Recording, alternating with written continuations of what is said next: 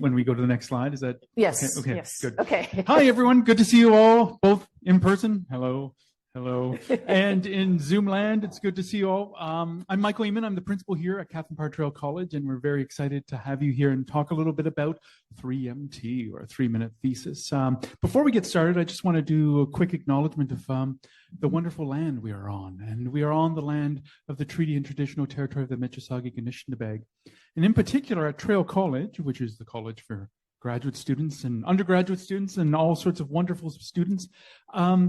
This space is particularly special and poignant because we are at the turn of the Grand Portage. And so for time out of memory, the Anishinaabe and their ancestors used this Grand Portage that went all the way from Mud Lake or Chemong Lake down what is now Chemong Road, twisted around Trail College, and then ended up at Little Lake.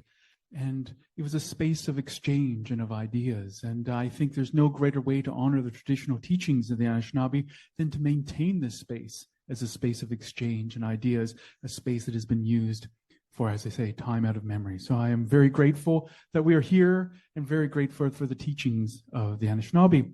Trail College is also the oldest college at Trent University. It started 60 years ago. So we have a special legacy of a university that we continue on. Trent is where, Trail College is where Trent started. And it's kind of cool that we continue to do wonderful and great things in the spirit, the original spirit of bringing the arts and sciences together. And that brings us to 3MT, or 3-minute thesis. So I'm going to quickly go through some of the context of 3-minute thesis, give it over to Dr. Sue Beckwith, who manages it. And then we have a very special guest. We have Jordan Till here, the guy who swept the 3MT in Peterborough last year, and then went on to provincials and showered glory upon the university and himself. So this is a very special time. So hang in there through myself and Sue, and then Jordan's going to take us away through the conclusion of the presentation. So if we go to the first slide, if you don't mind, Sue, what is 3MT? So if you're new to 3-minute thesis, and we've been doing it for what, 12 years? Yeah. It's a great tradition, and it started actually in Australia at the University of Queensland. And Trent was one of the early adopters in North America of this competition. And so basically it's a way to get higher education, people in higher education degrees, to communicate about their research. But importantly, it was a way, back in 2008, it was a way to break people out of their shell. We've gone through COVID and we know what it's like to be in a shell, but that existed before COVID. Back in 2008, grad students were having a difficult time articulating their research. And so this idea came from Australia, like, let's give a special competition which highlights what students can do. And our first Ontario-wide 3MT competition was held back in 2013. So we were early adopters to that, and it's been about 10, 11 years that we've been doing it here at Trent. If you want to go to the next slide, our 11th annual 3MT is happening on Thursday, April 18th at 7 p.m. at Market Hall in Peterborough. So mark that in your calendars. Even if you don't participate in it as a contestant, we'd love to see you in the audience. Bring your family, bring your friends, bring friends of friends. The more people, the merrier, because it's a great time to hear about research. And that's what 3MT is about, is taking 3 minutes and expressing your research, boiling it down, distilling it down, and really engaging the public, taking it outside of the classroom, taking it outside of the lab, and engaging the public with what you have to say. And of course, if you want to participate, we're going to talk more about how you do that, because you just don't show up on April 18th. There is a way to register, and we actually help do, go every step of the way. Sue will be with you in helping you prepare for this big competition. So what's the next slide we got going? So why should you do it? That's the big question. So you have a busy life. We all have busy lives. Why would you even want to take on 3MT? Well, here's the big thing. It's about communicating science. It's about communicating humanities. It's about communicating your research to the public. And regardless of what you do, you probably never will have somebody say, what's your elevator pitch in 3 minutes? And then after 3 minutes, like, you're out of here. Real life doesn't really exist in that way. But the skills that you learn by distilling down, articulating your research in 3 minutes, that will you hold in good stead for the rest of your career. So it's about describing complex research topics, relating the overall importance of your research, and using accessible language. Because we all know one of the things that make us professional is jargon, right? If you know my jargon, then you understand what subject I'm in. If you don't know my jargon, clearly you don't get what's going on up here. And while jargon and specialized language is important for communicating ideas within the academy, how do we communicate those ideas outside of the academy? And that's what 3MT helps you do. It helps you to distinguish really what are the key points of communication you want to do. Hones your research topics, balancing complexity with clarity, polishing your presentation skills, sharing conversation across the disciplines. And it's a good thing to put on your curriculum vitae that you were a participant in here. And in Jordan's case, cleaned up at the same time. Next slide, if you don't mind. And also there's prizes, right? We like to give out money, and there'll be lots of money. I just talked to the president of the TGSA, that's the Trent Graduate Student Association.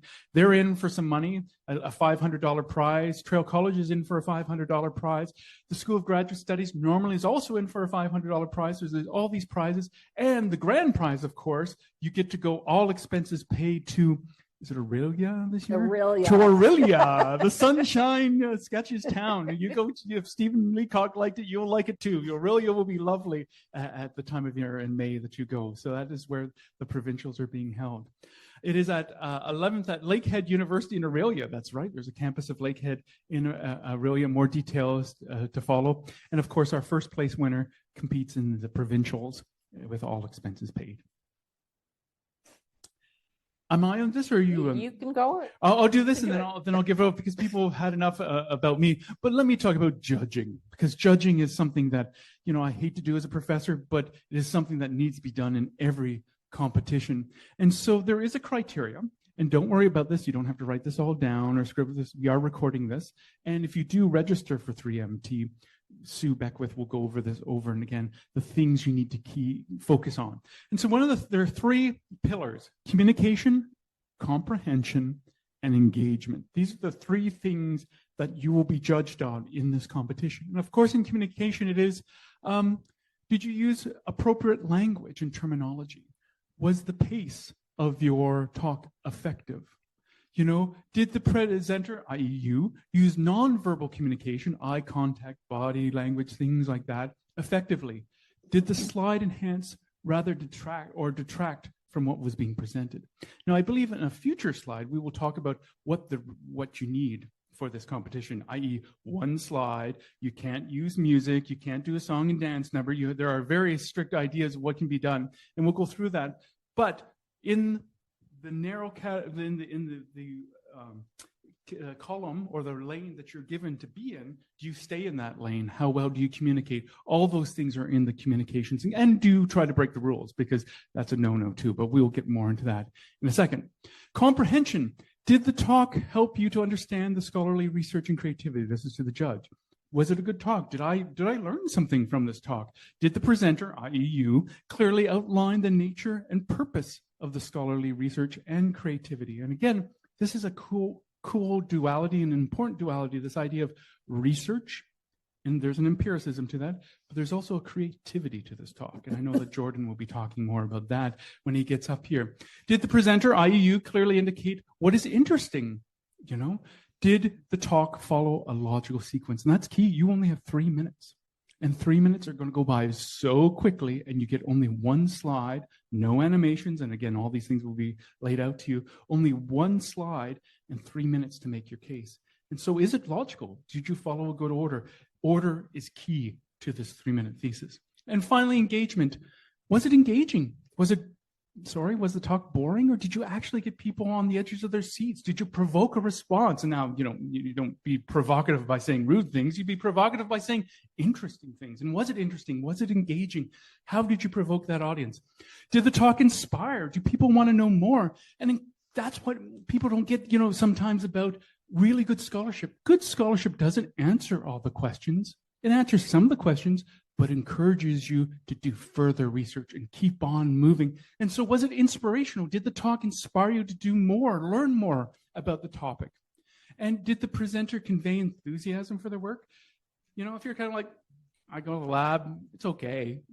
Sometimes I play video games. Does that inspire you? Is that really conveying, enthusiasm? Or is it like, this is the greatest thing ever? This topic, maybe 1,000 people in the world are also doing it, but it's really cool. And I think I should tell you about it, right? It's this idea of how do you convey your enthusiasm, your excitement, your energy for your topic. And finally, did you, the presenter, capture and maintain attention? It is 3 minutes, so you don't have a lot of time, but you can go off the rails in 3 minutes too. So were you able to bring in that audience just for a little bit of that 3 minutes and make them, part of that conversation, make them really engaged? And did you capture their attention? So those are the criteria that the judges will use. Not very strict, but really all about engagement, about communication, about making a connection. And that's what we really want to do in this competition, is encourage students to make connections between them, their research, and the audience. What do we have next, Sue? All right. So I'm going to pass this to you. Oh, okay. And then you'll introduce Jordan. Yes. and maybe fill in any gaps that I missed in that quick overview of 3M. So, okay. Sue, you have a mic. So I do have a mic. Well, thank you, Mike. Michael. Yes, my name is Sue Beckwith. I am the academic skills instructor here at Trail College. I do a lot of programming for graduate students. And the 3MT is a particular competition just for graduate students. We have something called 3MP, which is a 3-minute paper, which is for undergraduate students. But this is a 3-minute thesis, so for graduate students only. So at this time, I want to introduce Jordan Till. Jordan was our winner in the 2023 competition here at Trent. He won the first place prize. He won the Audience Choice Award as well. So that means everybody in the audience voted for him to get that first place, as well as the judges. So that was a big event, right? To have both the judges and the audience on side. Jordan then went to the Ontario finals, and last year it was down in Kingston at Queen's University, and he won the Participants' Choice Award, which means the other people who were presenting, they all voted, and they voted Jordan as the best presentation out of their group. So I think it's amazing that he got the support of the people who knew how difficult this process was. So I'm going to turn it over to Jordan, and then I'll come back and fill you in with some details afterwards. Thank you so much. Can I move the thing over here? Is that doable? Just because I have some loose notes to cover, just because there were some questions submitted for the 3MT setup. Am I in frame? Are you in the frame? That's a good question. Am I in frame enough? Hold on a second. Yes, you are. Perfect. Hi, everyone. My name is Jordan Till.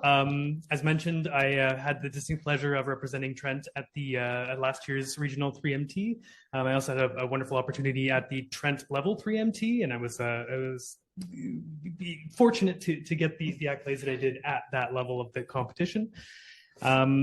I'm a third-year graduate student in the psychology program, and my research is looking at longitudinal stability of obsessive-compulsive disorder, which is, as we'll get to, in sort of navigating, setting up a 3MT. I found it particularly difficult to create a 3-minute thesis presentation about a very complicated and sort of niche topic.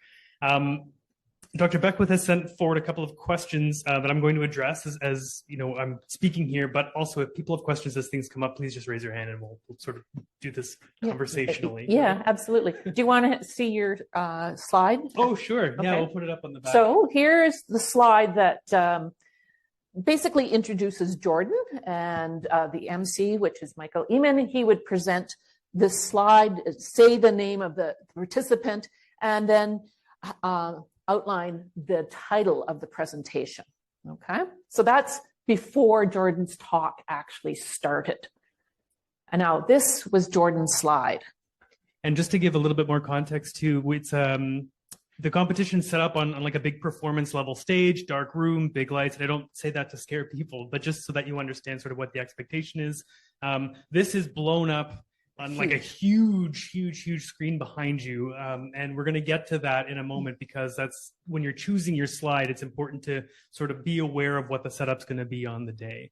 So the first question that was set forward to me was asking how long it took me to get my script together. It was a good question. It's a bit difficult for me to answer because I didn't like sit down and put this together in like a week or 2 weeks or whatever. We had a professor who had decided to make a mock 3MT part of his syllabus for our research seminar group. And so I kind of had a first draft together. I probably took about a week to put that together. The stakes were very low for that class. But it gave the opportunity to have something to play with and something to workshop. And I think that's really important. And something that I think is really important sort of when you're trying to set this up is that the sooner you get something down on paper, the sooner you can bounce that off of people, get their feedback, sort of build a comprehensive idea of a presentation. And I think just for a timeline, we had our in-class presentation around mid-February, which then gave like because it's in April, right? It's in mid-April. Yeah. So there was a 2-month sort of gestation period that allowed me to sort of workshop it a little bit, and we sort of came back and forth to it. Dr. Beckwith last year gave us a lot of opportunities to workshop it and to come in, but it's tough because it does fall at a sort of very busy time of the year, so you're going to want to be mindful of that as well. Putting the talk and the script together, you could probably do last minute, but getting prepared enough to present is something that I would argue is not doable in the last minute. So it's something you really want to be mindful of time-wise, just to try to get everything together. When it came to trying to put together a script, everyone's going to have their own process to it, I'm sure. One of the things that I started with was going online. One of the nice things with 3MT is that it's an international competition, and a lot of the presentations that have been done around the world get recorded and posted online. So one of the cool things is that you have access to watch all of the different presentations for people who've done very high level and high ranking talks. And I found that was really helpful as far as getting like a feel for like the tone or the theme of like a good 3MT talk. I find the 3MT name a little bit of a misnomer. I found it helpful to think of it more of like a 3-minute TED talk than a 3-minute thesis, because things that you would be required to make sure in a thesis don't always suit the 3MT architecture well. And we'll get to that sort of when Dr. Beckwith gets over some of the requirements for the talk. So, but looking at the ones that did well online was really helpful as far as creating sort of a goal or a trajectory for a script. And then going through all the different marking criteria, we had just gone through them on the slide there, with the communication, comprehension, and engagement being the 3 sort of main pillars, and then all the breakdown on that, making sure that you're sort of ticking off the boxes when you're going down on that. Yeah, and then the hardest part is making sure that you are, it's hard because certain topics are going to lend themselves well to a talk without having to give a lot of context. Certain topics are very niche. You're going to feel like you have to give people a lot of context. So you sort of fight against that curse of knowledge, these things that may seem like second nature to you or that you take for granted that you know about. You have to remember that this group and this audience won't necessarily know anything about what you're working on. So you have to figure out a way to sort of get people into your topic, talk about the importance and why it's enjoyable and why you're working on it, and then sort of lead off with the sort of takeaway or the importance of the research altogether. So it's a process, and that's why I say sort of trying to get something down on paper sooner than later, so that you can come to the opportunities that you present, or if you have friends that are working on this and you have an opportunity to sort of, even with your parents or your friends who may not know what you're working on, just sort of say like, if I say this, does it give enough information to understand what we're trying to get to?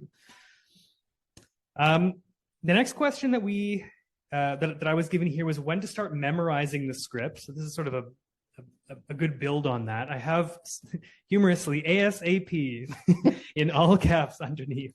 As we talked about before, with the setup for this is much like a stage production. You are in a dark room. You're on a raised elevated stage. There's lots of lights. It was like 200 people last year, something like that. It's a big audience. Yeah.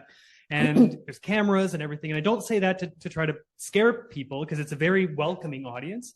But it is a situation that a lot of people may not have a lot of experience with, and it can be very disarming. It can take a lot of the anxiety that happens when you're on stage can take a lot of the sort of cognitive bandwidth to focus toward navigating that environment, right? So the more that you've committed this talk and the trajectory of your talk and the pauses, anything that you need to practice, the more that becomes sort of second nature, that you're not having to think about it, the easier time you're going to have when you're in front of people. So it's something that you want to give yourself enough time to like really practice, really workshop. Even things like, practicing in an environment that is otherwise very distracting, like on the bus is a good one. Listening to a favorite song is a really good trick for trying to memorize things, because you're going against lyrics that are sort of popping into your consciousness. And then actually practicing saying it, not just in your head, but actually saying it is a big one too. Oddly enough, there's a YouTube video that is just an audience. So it's like they set up a camera on a stage and they filled an entire room with like whatever, 500 people, and they get up, they talk, they move around. So I would literally turn the lights off and stand in front of the TV and just play this and try to run it, right? It's just to like really hammer that home. And I could probably even now, a year later, say my 3MT speech without thinking about it, because there's some part of my brain that is now forever encoded with my 3MT thesis. It's the T and MT is thesis, but it's now encoded for life now with my 3MT speech. So it's something that I can't stress enough. The practice, being comfortable with the talk that you're going to give is going to really free you up to be able to be really present in the moment when things like that are happening. There's a question here about how I came up with my slide. That's a great question, especially because my slide on its own doesn't make a lot of sense. So in my topic, I'm talking about, or I was talking about, obsessive compulsive disorder, which is it's a psychopathology, and it's one where each person who has the disorder has very different symptoms. And one of the problems with that is that it makes it really difficult to study the disorder, because everyone's all over the place, right? And what we found is that over time, if you use a bunch of like data analytical approaches, you can create categories of symptoms. So I was trying to figure out a way to like explain this without taking up 2 minutes and 59 seconds in context, right? And what I came up with was this idea of pointillism, which is an art approach where people do all these sort of different dots, and they do the dots in such a way where when you stand back, this image comes to life, right? So what I had put forward as my explanation for my 3MT was OCD has, symptoms that are all over the place. They seem very disparate, and if you think of each dot as a different symptom, it can look very unorganized. But then when you step back, these different images or organizations of the different symptoms start to emerge. So then I was able to present like, okay, someone who has boat OCD at the beginning of their disorder, my research is looking at stability of symptoms. So if someone has boat OCD at the beginning of their disorder, do they still have boat OCD, 20, 30, whatever years later, right? So I was able to use this analogy to sort of bring people into a very sort of niche idea and topic with what I'm researching, I think quite effectively. I was quite happy with the way that it worked. But because I had hung so much of my talk on this analogy, I thought it was really important to present the analogy behind me as well. So that was what brought me to choosing this specific slide. Conversely, I think the person who won the regional competition at Queen's last year, she was doing research with, do you remember what it was? There was some machine that she had built to like test, was it water or something? I thought it was more related to disease. And she was testing a particular marker in, I think it was in blood, that would predict diseases down the road. So it was a very mechanical process, kind of a step. Right. That she used. And on her slide, she had this cross-sectional drawing of the actual machine and was able to walk through the components with the photo, which would have been very difficult, obviously, if you didn't have some sort of visual guide, right? So the cliche is a picture's worth 1,000 words. I know it's a cliche, but in a competition where you're limited to the amount of words you have, like 1,000 extra words is fantastic. So using the slide to your advantage is something that I think it really sort of set people apart. Those who like use the slide cognizantly from step one versus people who like created a talk and then were like, oh, what do I put sort of behind, right? But it is a tough choice. This whole thing is like just, it's deceptively difficult, but it's a really cool opportunity and a really great sort of puzzle, if you will. Yes. So like how many times did you refer back to your image? I forget, like did you refer back to it while you were talking, or you're like, okay, so this image, I don't know, or did you just like turn up, like did you just say in the beginning like the significance of it, which is so cool and good, to be honest, and did you keep saying it throughout the 3 minute, or did you like how many times did you refer back to the image? So the question was, how many times did I need to refer back to the image through my 3MT? I'm not sure how many times per se, but I had brought up the analogy fairly early because I was cognizant that there was going to be dissonance between what was behind me and taking up way more space than me versus what I was talking about. And the audience is going to be like, it's a very pleasing image, so that's nice. And, people are sort of like, greeted with this like wonderful colorful image, but it's not immediately clear why it's important. So in order to like get rid of that questioning, I brought forward the idea of the analogy fairly early, and then I was able to go back to it a number of different times. So I needed to get like what OCD is out of the way first. I needed to talk about why I'm doing what I'm doing, so there's lots of variants, and then I believe right after I sort of gave that context, I sort of bridged that gap into the idea of the analogy. And then I kept going back to it. And I remember I took a very specific time to literally turn around and reference the slide. I don't know if it worked or not, but I had practiced things down to that level. I think it's just what I'm meaning on that.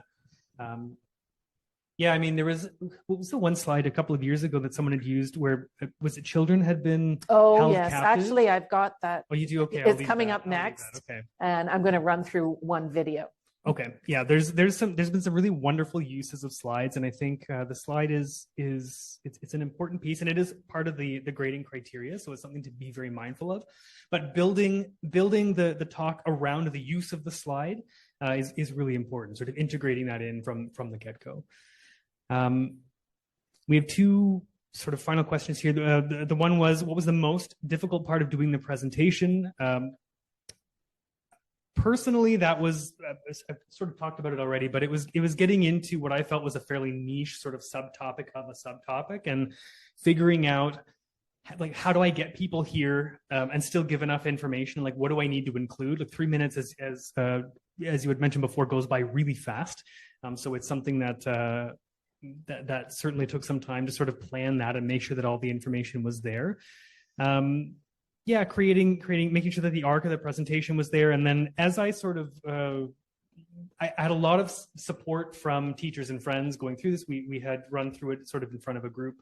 And getting feedback from people who were new to the topic was really important, because so much of the time, especially in grad school, you're speaking to people who are doing the same research that you are. And that same sort of lack of understanding of what is common knowledge versus not is really sometimes hard to know where that is, right? So it was really helpful to bring new people in as much as possible. And then the final question was the positive aspects of the experience. There were a lot. Obviously, the big one was seeing other people's research was huge for me. I did my undergrad elsewhere, and then doing my master's work here at Trent. But I think it's obvious that there's work outside of psychology happening at Trent, but it's all that I see, right? The psychology at Trent is all that I see. So when we sat down and we saw the breadth of research that people were doing on the day, it was mind-blowing and incredibly motivating, and just really exciting to see all of the stuff that was happening sort of under this roof. It's a very diverse school, and that was amazing. Seeing how people took really again, niche topics or sort of confusing topics, but like we're able to present them in a way that a room of science-minded people could understand. People were like, seeing people's creativity, I think is what I'm trying to get at, was also really inspiring. As was mentioned before, the opportunity to practice explaining a very niche topic was a really good opportunity. People had asked me before, and I'd always struggled to like figure out how to concisely talk about what I'm researching outside of my lab. It was really, really hard to get into, and this was a very involved process to learn how to do that. It was fantastic to represent the lab that I'm part of and the work that we're doing. That was really great. And also to represent Trent was also an honor as well. And there's been a lot of opportunities that have branched off of that, because this idea of like knowledge mobilization and knowledge dissemination seems to be something, especially with like social media happening. Every lab now has like a social media thing. People, that skill set seems to be something that is increasingly marketable. And this was a really good practice on how to set up a talk like this, what something like a TED Talk or like any sort of presentation could look like. And there's a lot of like practical takeaway from this. So I'm really thankful for the opportunity to do it. 3MT was new to me last year, which was probably good because I didn't put a lot of pressure on myself to go like going into it. But it was such a fantastic opportunity, and I'm really thankful for it. So thank you guys so much for the support. All right. Yes. Okay, thank you, Jordan. That was wonderful. That was a great opportunity to get an experienced participant, a winner of our 3MT, to present for us today, and gives everybody a little bit of a flavor of what is involved in 3MT. My next slide here, and I'm hoping this is going to work, is a YouTube. Okay, I'm going to stop it there for a moment. This is from, I think, 2019. So this was the image that you see here is of the inside. Oops, stop. Two things to take away from this. This is the presentation that won in 2019, before everything shut down for COVID. But what's interesting here is take a look at the stage and the setup, and look at what it looks like and what it feels like to be on that stage. This presentation, I almost cried at the end of this presentation. It was so heartwarming and so forth. Now I'm going to set it back to the beginning, because I want to make sure that everybody on Zoom can actually hear this. So hopefully somebody can give me a thumbs up that they can hear this presentation of this slide. Okay, I'm going to just let it run. It's only 3 minutes, because this is a 3-minute thesis.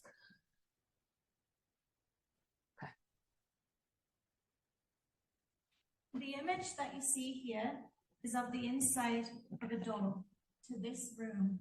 The scratches you can see on the door were made by children who were desperately trying to get out. These children were residents of the Huronia Regional Centre in Orillia, Ontario, Canada's oldest and largest institution for children and adults with disabilities. It remained open from 1887 until 2009 and was described as a humane place for their care and protection. The reality was much different. This reality was made clear to me from my first day in the archives. Stories of physical, emotional, and sexual abuse of children, imprisonment, torture, dehumanizing punishment, forced abortion, sterilization, death, and even murder. Interviews with survivors corroborated these stories of an incessant violence. The experience of children living here were far removed from notions of child protection and care. In fact, these children were victims of a large-scale, multi-institutional, century-long betrayal.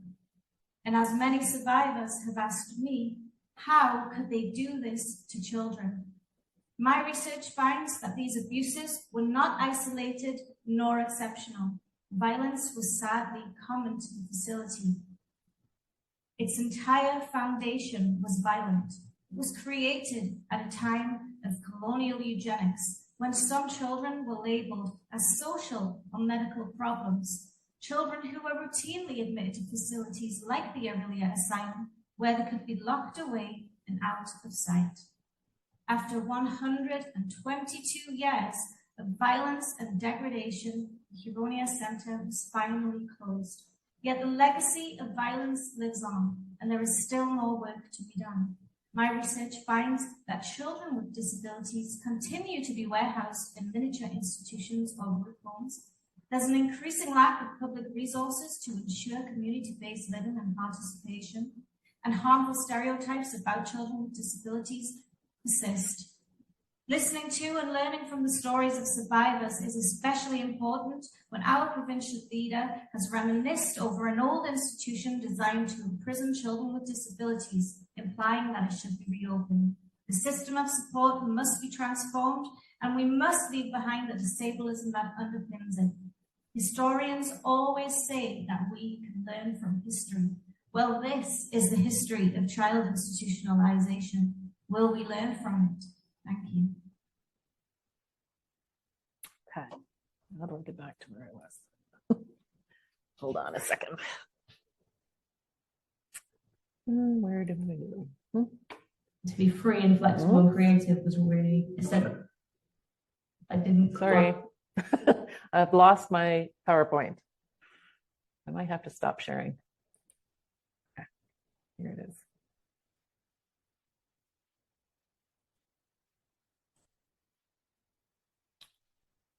Okay.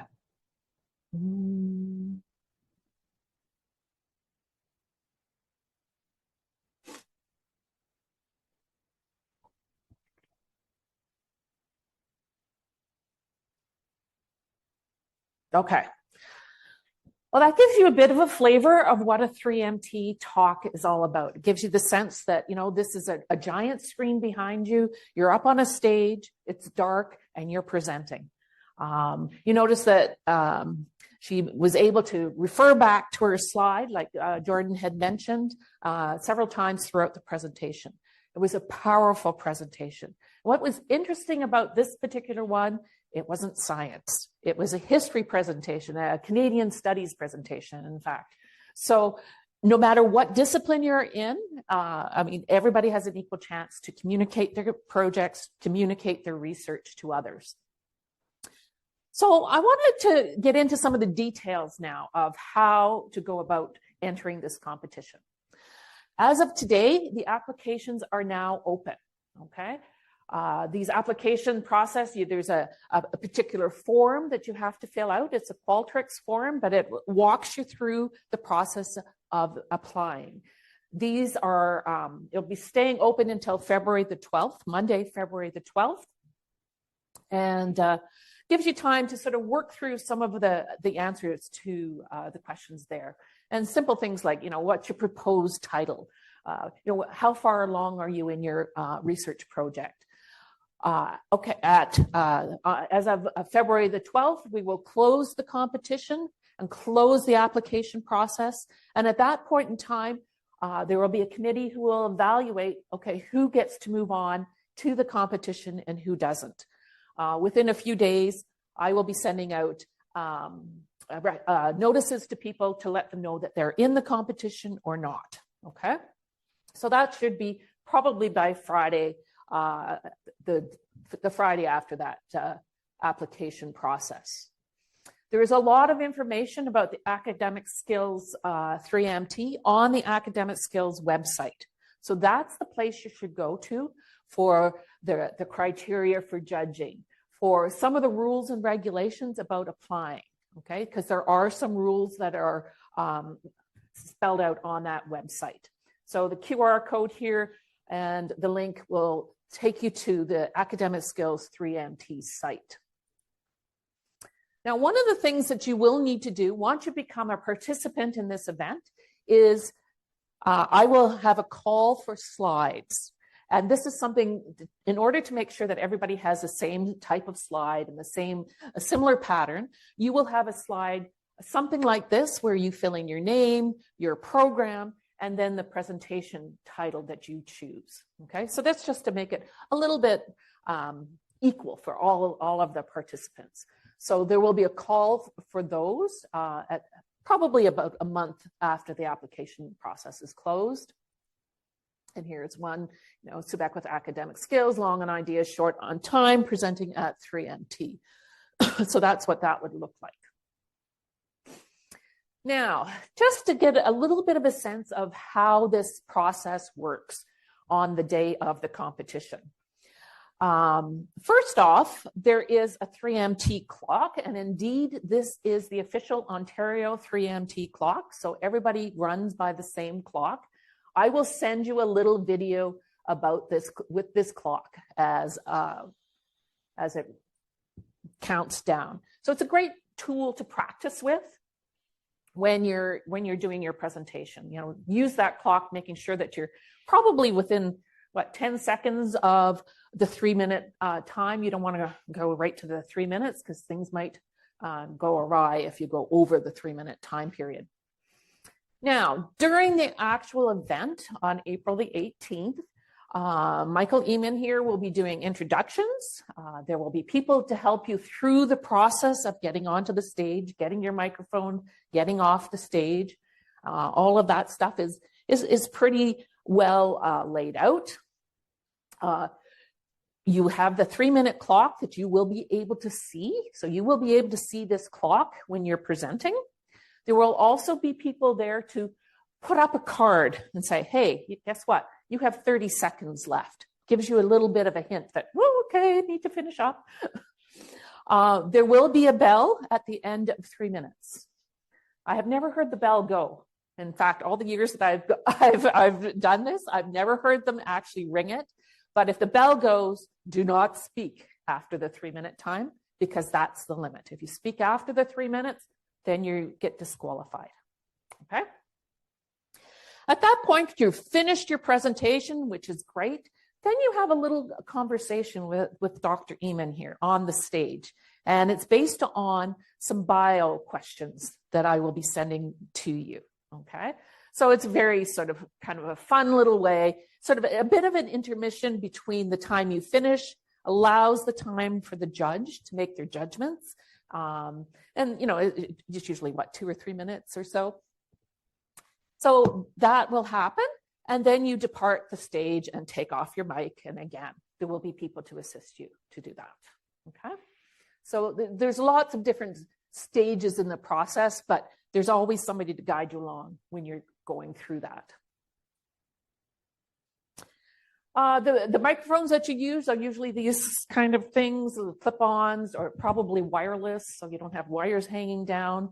I'll have all the slides already loaded, both the title of your slide and your slide that you create, because you will have to send that to me. Other pieces of information, there will be people taking video, there will be people taking photos during the presentation. So get used to the idea that somebody's going to be taking your picture.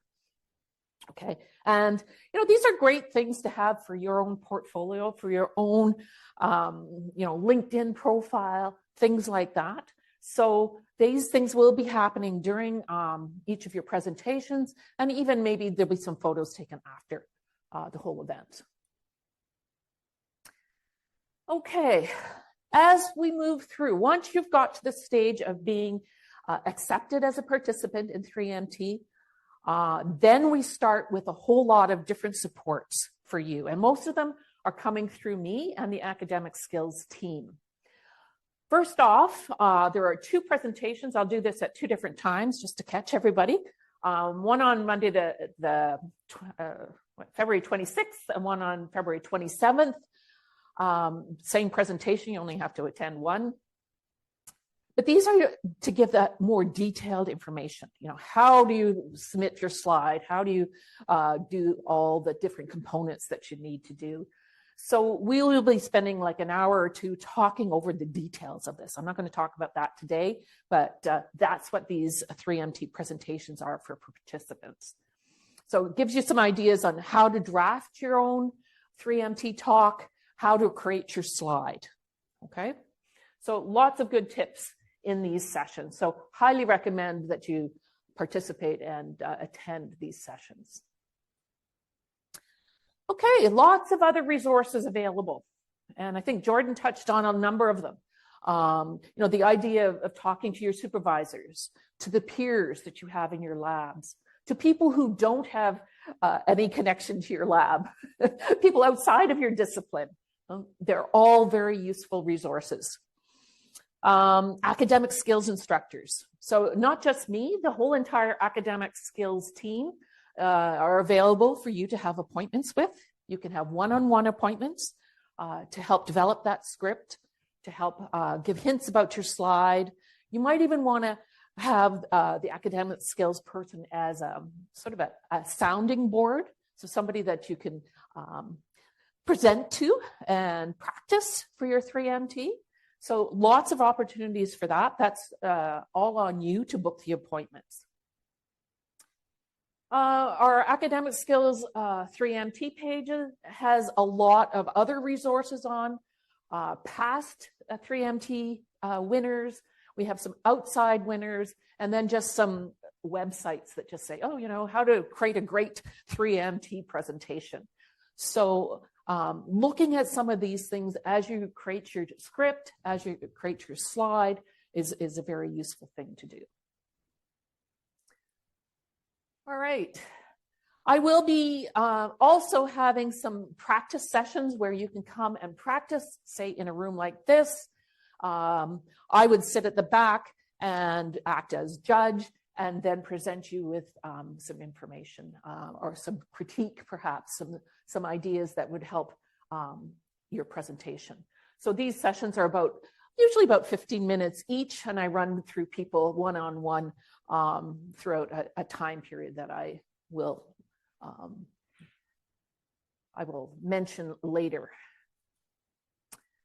And then finally, for the first time last year, I had a 3MT dress rehearsal, and you didn't have to actually dress for it, but this was the rehearsal for the 3MT, and I think it was very valuable because it brought most of the 3MT participants together, which was for the first time ever, and allowed everybody to, okay, how do I talk into a microphone? How do I present before a smallish audience, but you know, a reasonably intelligent audience?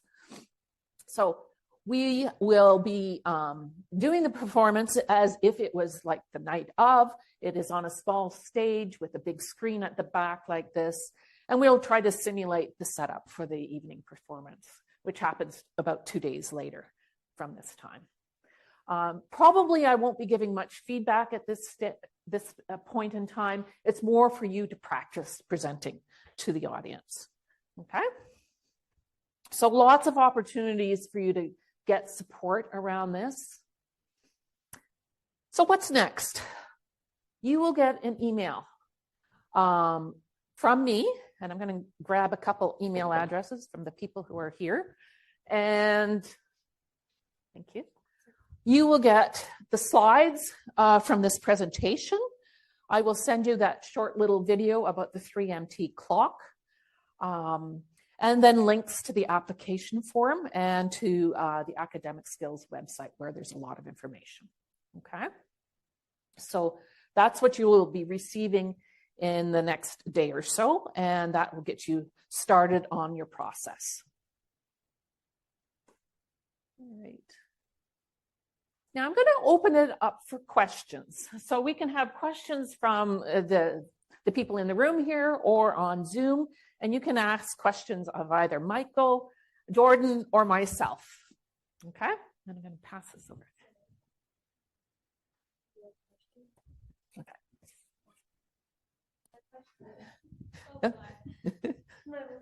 Okay, so my question is, like, what if we go below 3 minutes? Does, like, as if, for example, 2 minutes and 45 seconds, like, does that look bad? No, I mean, that's absolutely acceptable as long as you don't go over the 3 minutes. Okay. Is there a minimum? There is no minimum. Okay. Nope. I would suggest trying to get it, 2 minutes, 45 seconds. It sounds like it's a good amount of time. Remember, when you are speaking in front of an audience, you may speak a little bit faster. That's a sort of a nervous twitch that a lot of us have. We speak a bit faster than we have practiced. So if you practice at 2:45, you might come in at 2:30. So, that's 30 seconds that you have not filled. Okay. So remember, when you're practicing ahead of time, you might want to go to, say, maybe 2:50, 2:55, and likely you're going to be a bit fast. Okay, that's a good tip. Okay. Thank you. Anybody else have questions at this point? Yeah, I think Michael briefly mentioned this talk is more about the connection and the engagement to having other people to learn, not necessarily to say 100% correct, but to learn what you are interested in and what about the interest to the public sense. As a science major, I always find it difficult to write something readable, 100% correct, those two doesn't really, connect to like something correct, but something readable is easy to read. It's not necessary to be easy to accomplish together. So I kind of wondering, is there any quick strategy to say I can introduce something like not necessary to be precise enough, but it's easy to present to the public audience? That is the challenge of 3MT, being able to bring a very complex topic like in a science field and bring it to the general public. And that is the real challenge of 3MT. Because it's not just science topics, it's virtually any topic. If you've been studying this topic for 2, 3, who knows, 4 or 5 years, you are getting into a very, very narrow area of research. So it's a matter of trying to expand that out again to so that people who are not the same science major or a history person or what have you can be engaged and interested in it. So maybe we don't need the details of every single experiment that you've done, but give us the general overall reason why this is interesting. Why is it important? Why should we care? Okay. Yeah, good questions. Oh, we got another question. Calories today. Just going based off of what you said, which is such a good question. Like, do you have a I know I can find on Google as well, but do you have like a layout of like how it should be written? Like, my experiment's really long, so like that's gonna be a little challenging for me. But I'm just asking you if you have like intro. Well, it's good to start by like having an open statement or a question, maybe like, do I add the method and the conclusion? Or I don't know, it's my choice, I guess. Yeah, it is your choice. I think you're alluding to the normal way that a science person would write up their experiment, right? Yeah. You'd have your introduction, you have your methods, results, discussion. And that would be perfectly acceptable if you're submitting it to a science journal. Mm-hmm. But do the audience really need to know all those details? It's more about telling a story about your research. As I say, communicating your very important research, but making it sort of interesting to others. Do we really need to know all the details of your methods? Okay. Maybe not. Maybe the results and the discussion, why that thing that you've found is the most important thing. Okay. That would be the most important element. Yeah. I think that's what I was trying to get at when I was saying that the 3-minute thesis as a name is a little bit deceiving, because in a thesis you'd have to include, what am I looking at? Who did I have involved? What was our processes? What did we find? What was the takeaway? You have to be really you're only going to pick the things that are going to serve you for this. And a lot of times, like even the video that was put up on the board, it was very broad about the actual experiment, but it was more about the importance of the research that is being done. And then it was just the information that really hammered home that point that was chosen to be included, right? Because at the point, I was still gathering, I'd done some of my analyses, but I was still gathering data largely on mine, but I was still able to speak to why I felt it was important. And a lot of times, people, even though they're niche topics, like you're doing your research because you find it interesting, right? So part of this explanation is like, how do I translate my interest, this thing that I know a lot about, and it's really interesting because I know a lot about it. How do I translate that interest and that desire to this is really interesting to people who don't necessarily know all the background to it? Yeah. So I think that's why I was saying sort of more of a TED Talk, air quotes, than 3MT. Maybe I wasn't the most articulate at the beginning, but that's what I was trying to get at. Yeah, absolutely. That's excellent. Well, I just want to jump on that too, just because I think it goes back to the whole idea that judging criteria, right? Take a look at that judging criteria. And indeed, accuracy is important. We're all scholars. But as Dr. Beckwith has said, do we need all the details, right? You can be accurate and not detailed, right? And I think if you look at, you're talking to interested non-professionals in that audience. That audience are people, most of them with a degree, maybe a couple, but very few of them know exactly what you're doing. And so the real thing is to engage them with the bigger pictures, the ideas. And I sometimes look at like the inverted funnel, right? A funnel and funnel type of thing. You start big. Why is this important? Then you get down to a couple details, and then before you end it, you bring it back out to, again, why it's important. And I think of something, especially people in the sciences are used to, is like, what lab am I in, and who's my supervisor? And I got talked about all those people. Mm-hmm. And sometimes name dropping is not a good thing in 3 minutes. Like saying a whole bunch of names of people nobody has ever heard of does not improve your chances or improve the accuracy. It's just gives more names and maybe a bit confusing. So be careful when you actually present, not that you're being disrespectful to your supervisor or to your lab or whatever, but make sure that the details are always public-minded. And as Dr. Beckwith says, leave some of that stuff for the academic paper, the more details. Mm-hmm. And I think one thing I would caution, make sure it is your own research. I know a lot, especially the science students tend to be in labs that, everybody's working on these big projects together or a part of a larger project. Make sure that the thing that you talk about is your research, not your supervisor's research, not anybody else's research. This is what you have done or are doing as you're going through the process. So make sure that you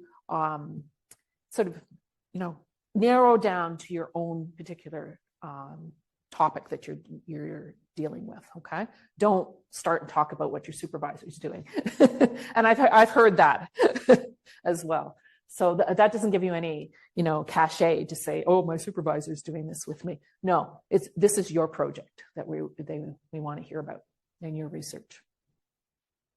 Okay, I'm just going to ask the people on Zoom if they have any questions at this time. I know there was a question in the chat earlier on about course-based master's programs. And quite honestly, course-based master's programs do not do as much research as the research-based programs. So this particular competition is based for research-based master's theses, and preferably people who are in the second year of their master's thesis, because even after 1 year, you probably haven't got into your project enough to really